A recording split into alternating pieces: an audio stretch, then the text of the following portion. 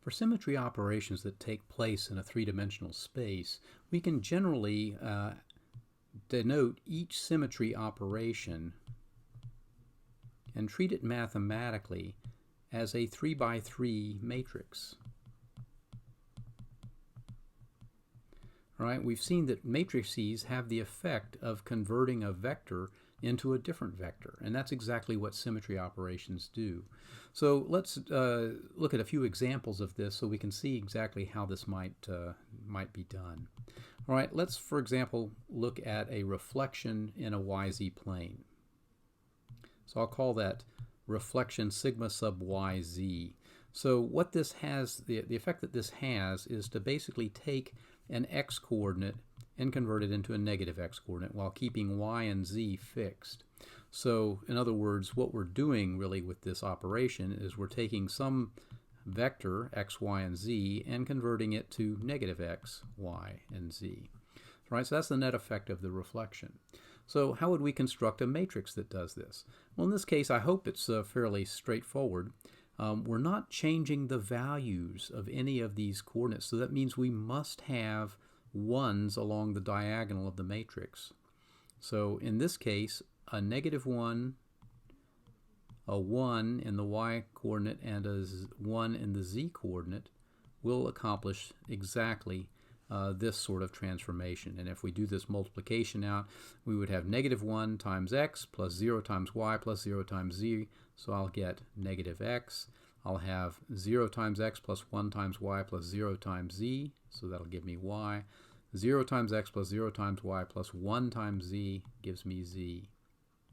All right, so we can see that this matrix performs this transformation, and it's relatively straightforward. We can do something very similar with reflections in the xz plane or in the xy plane. These will be similarly oriented things, but they will cause a different one of these coordinates each time to go from positive to negative. What would we do for rotation? Okay, rotation is a little bit more complicated, though not extraordinarily so. All right, what I want to do is motivate this by looking at a picture of what might happen to a pair of vectors. This is the xy plane. So we're in effect rotating about the z-axis. The z-axis is our rotational axis. And I want you to imagine that we have one vector here that is a unit vector in the x direction. And if we were to rotate that unit vector through some angle, oops, let's make this about the same length, through some angle theta, so this is equal to theta, then the coordinates of this new point up here will be cosine theta, because that's what projects down on the x-axis, and sine theta that projects on the y-axis. We haven't changed the z-coordinate at all, so this coordinate will end up being cosine theta, sine theta, 0. The original coordinate, by the way, was 1, 0, 0. All right, if I did something similar with a unit vector along the y-axis, all right, which would be this one, and so this one has an initial value of 0, 1, 0. It would rotate similarly through angle theta,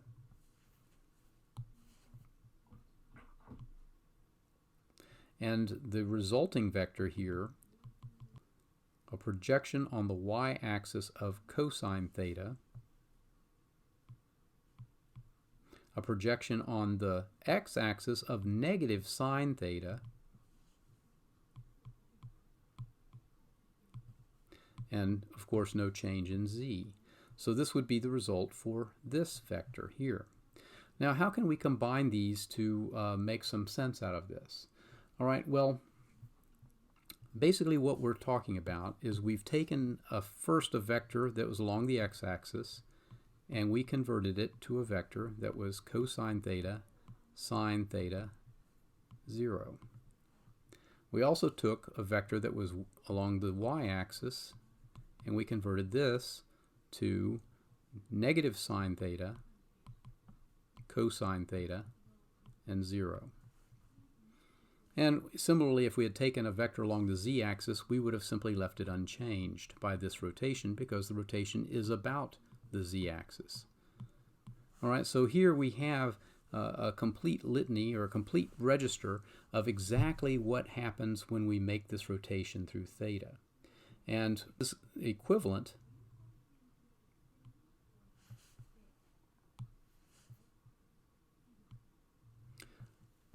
to the following matrix vector operation.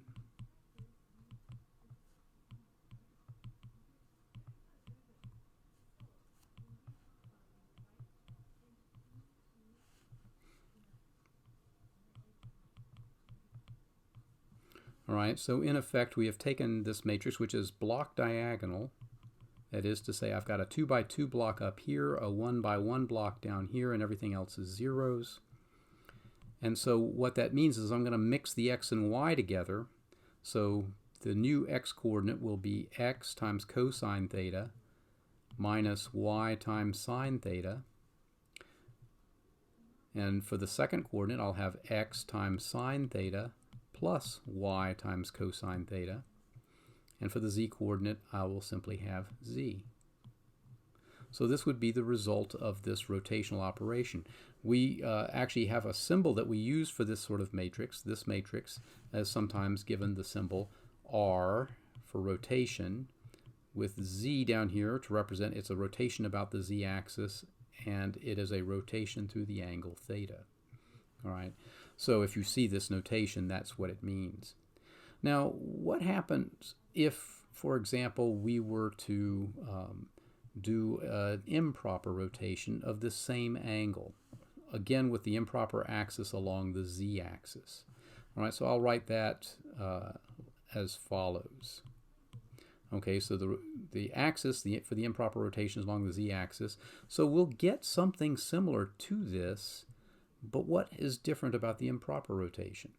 Well, it involves an end reflection through the plane perpendicular to the axis. So in other words, I need a reflection through the xy plane. Well, a reflection in the xy plane has the effect of taking z to negative z.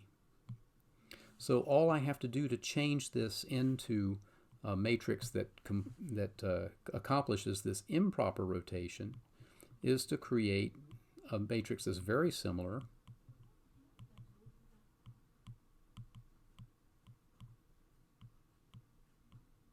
but instead of 1 down here, I have minus 1.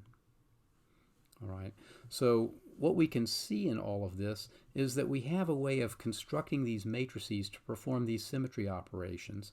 If I wanted to do an inversion, that operation is simply going to be negative 1, negative 1, negative 1. And the identity operation is, of course, just going to be our identity matrix that we've talked about earlier. That looks simply like that. So here we have a way of writing down matrix representations for each of these symmetry operations. And now what we can do is use those matrices to help us actually come up with a representation for a symmetry group.